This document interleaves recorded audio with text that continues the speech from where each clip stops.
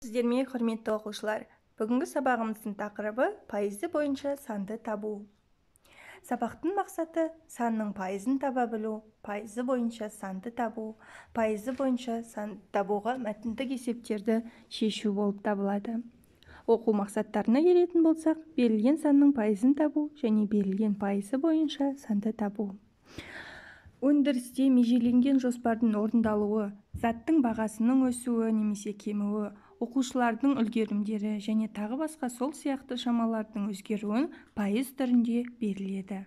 Пайыз латынның процептум деген сөзінен алынған, аудармасы 100-ден немесе 100-ге дегенді білдіреді. Кез келген шаманың санның 100-ден 1 бөлігін 1% деп атау қабылданған. Яғни санның пайызы бойынша санды табудың бірнеше түрі бар. Яғни ең біріншісі пайызды жай немесе ондық бөлшекке айналдырып аламыз. Одан кейін барып берілген санды осы бөлшекке бөлеміз.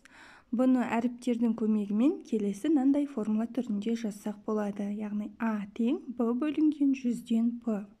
Мұндағы А деп отқанымыз берілген пайызы бойынша табылатын сан, яғни 100%-ға сәйкес келетін сан. Б деп отқанымыз берілген сан, пайызы бойынша берілген сан, ал П деп отқанымыз берілген пайыз.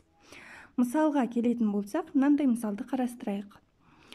Мектептің бастауыш сыныптарында 240 оқушы оқиды, және бұл барлық оқушылардың 60%-ын құрайды. Мектепте барлығы қанша оқушы оқиды деп сұрап тұр. Яғни, бұл есептің шешуі бұлай шешіледі екен. 240 оқушы барлық мектеп оқушыларының 60%-ын құрайтын болса, онда 1%-ын тауып алайық. Ал 1%-ы ол 240-ты 60-ға бөліп аламыз деген сөз. Яғни, ол 4 оқушыны құрайды деген сөз.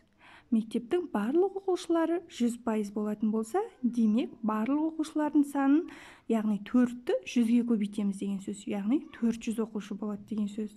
Немесе бұны өрнек түрінде жазатын болсақ, 240-ты 100-ге көбейтіп 60-қа бөлсек болады. Немесе 240-ты 100-ден 60-қа бөлсек болады екен.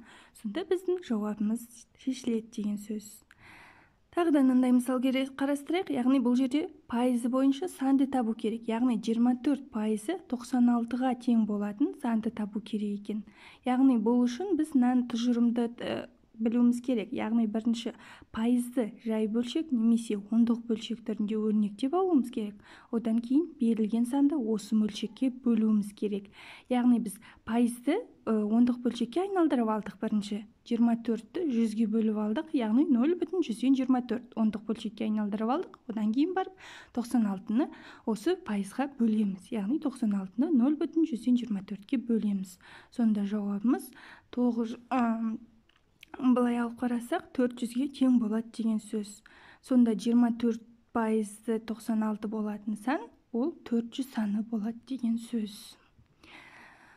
Осымен мен сабағым түсінікті деп ойлаймын. Яғни санның пайызын табу, пайыз арқылы санды жақсы шығара аласыңдар деген ойдамын. Осындай бір рефлексияны қарастырып кетсеңдер болады. Яғни бұл жерде сөйлемді аяқта деген рефлексия. Яғни мен толықтай сеніммен айта аламын. Яғни сендер пайызды толықтай білдіңдер ме, әлде орташа ма, әлде мүлдем түсінбедіңдер ме, осыған жазсаңдар болады.